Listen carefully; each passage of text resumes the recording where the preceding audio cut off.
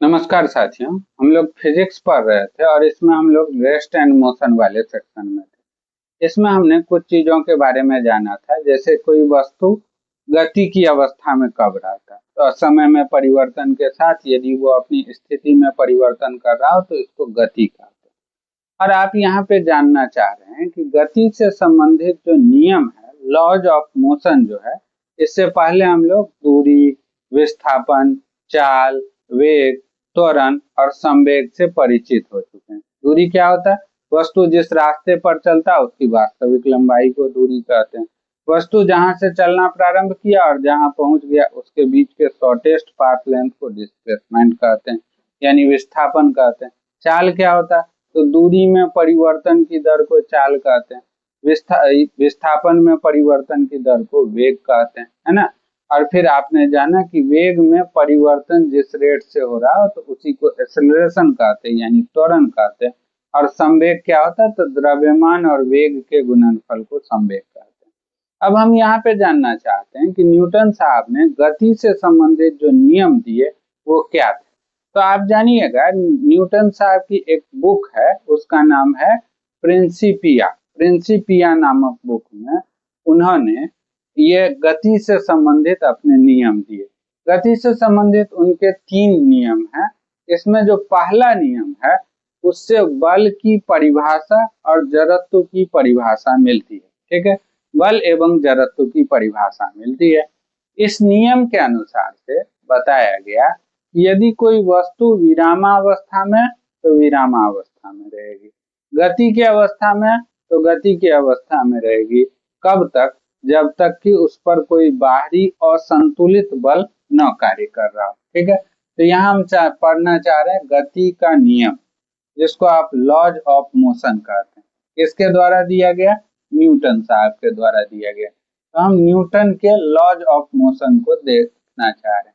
Newton का जो ये नियम है वो इनकी एक पुस्तक है, इसका नाम है प्रिंसिपिया। प्रिंसिपिया नामक एक पुस्तक है।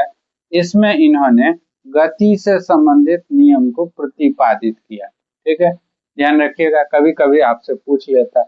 इसमें जो प्रथम नियम है, फर्स्ट लॉ है, इससे क्या पता चलता है?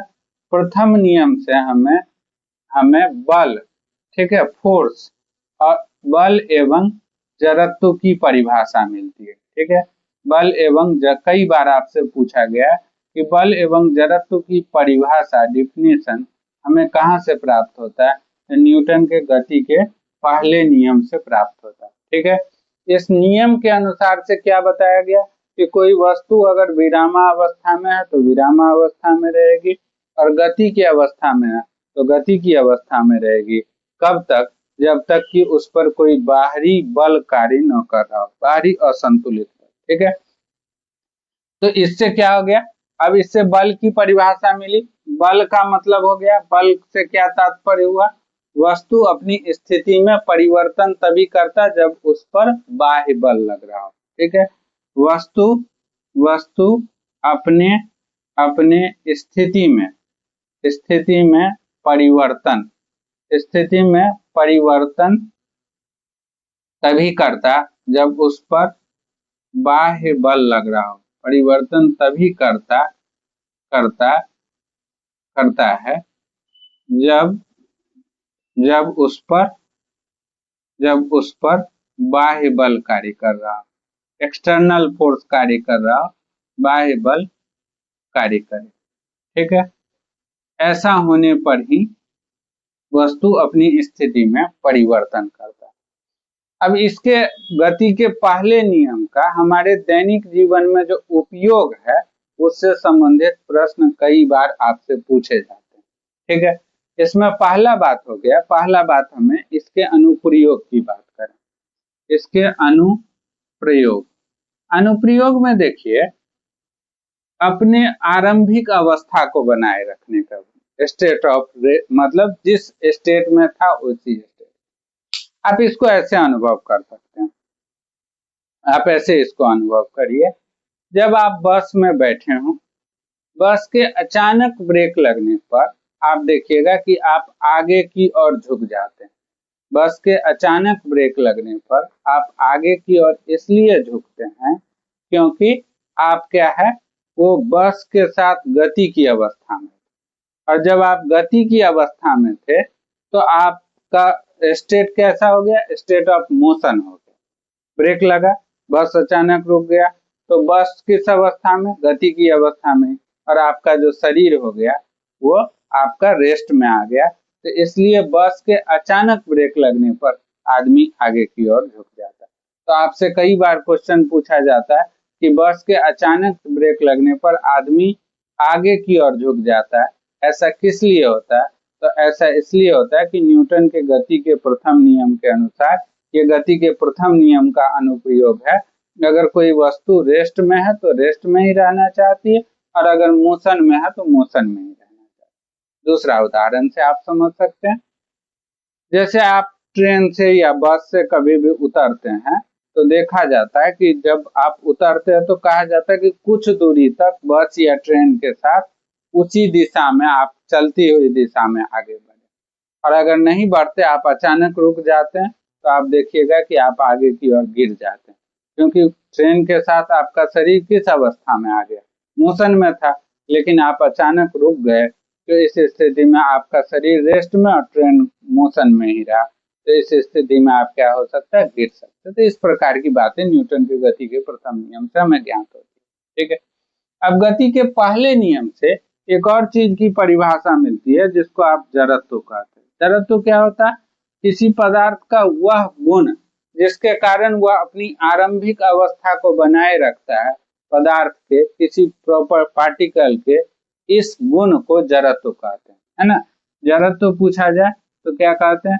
आरंभिक आरंभिक अवस्था को, इनिशियल स्टेट को, आरंभिक अवस्था को बनाए रखने के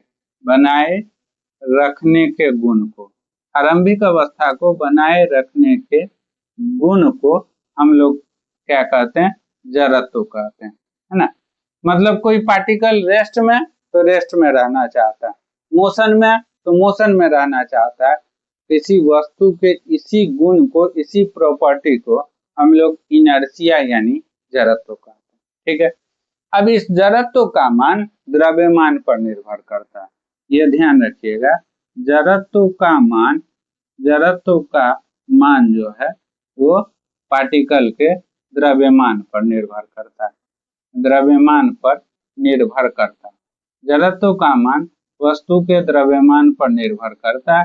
अब क्या होता है कि जिस वस्तु का द्रव्यमान अधिक है, जिस पार्टिकल का मास अधिक है, उसके इनर्शिया का मान अधिक होता है, उसके जड़त्व का मान क्या होता है? अधिक होता है। अब इस बात को ऐसे समझ सकते हैं, हल्की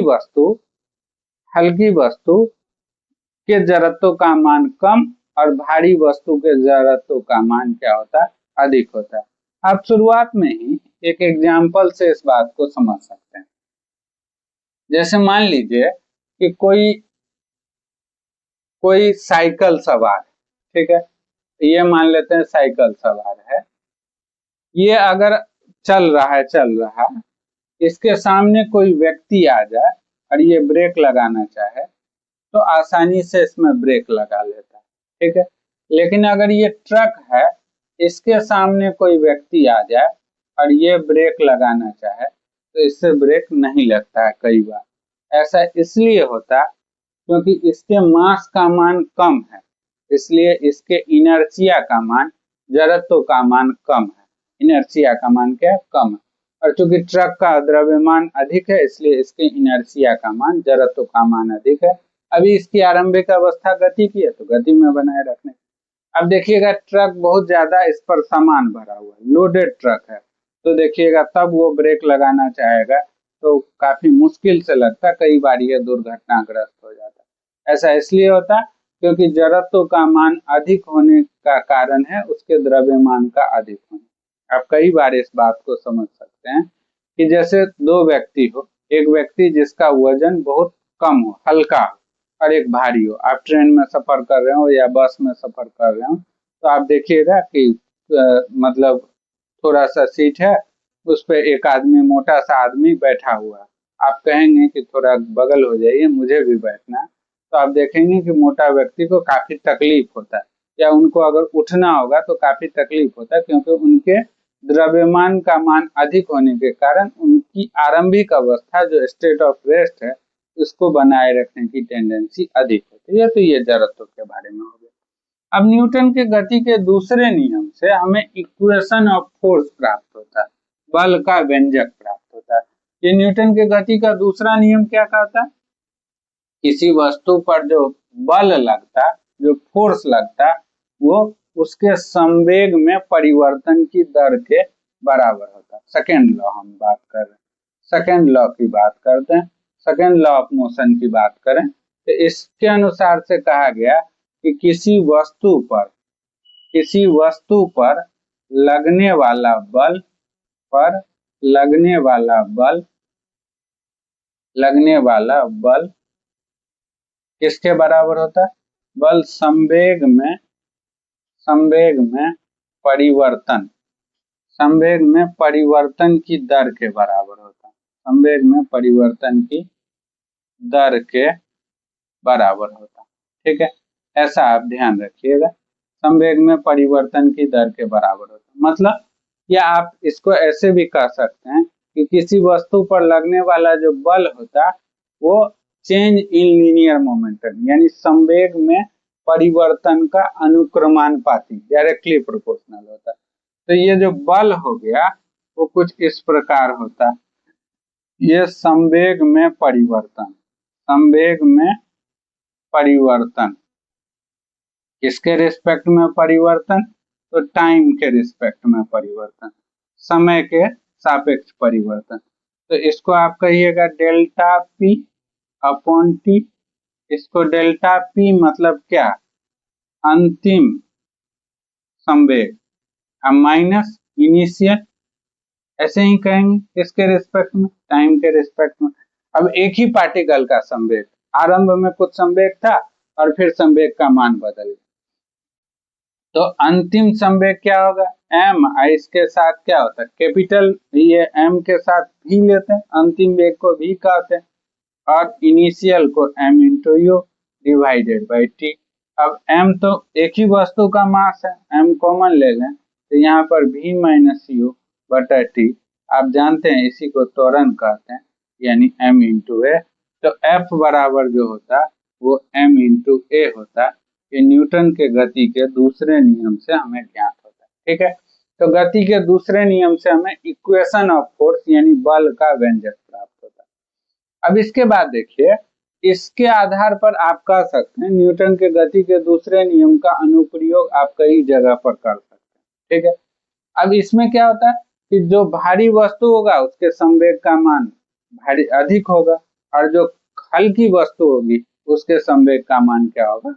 कम होगा। जैसे आप देखते होइएगा, जब आप भारी गेंद को कैच करना चाहें तो आपको मतलब पीछे की ओर हाथ ले जाना पड़ता है, भारी गेंद को कैच करना मुश्किल होता है, हल्के को कैच करना आसान होता है। और क्रिकेट खिलाड़ी जब गेंद को ऐसे से कैच करता है तो ऐसे देखते हुइएगा कि पीछे की ओर हाथ को करता है अपने आप को बैलेंस करने के लिए, नहीं तो उसके हाथ पर अधिक चोट लग सकता है। ठीक है, तो इस तरह से न्यूटन के गति का द्वितीय नियम आता है।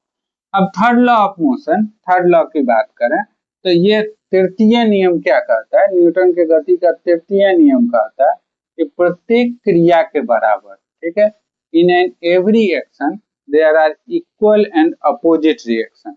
प्रत्येक क्रिया के बराबर विपरीत प्रतिक्रिया होती है, और क्रिया और प्रतिक्रिया जो है वो दो अलग अलग वस्तु पर कार्य करता है। ठीक है, ये थर्ड लॉ कहता है कि प्रत्येक क्रिया के बराबर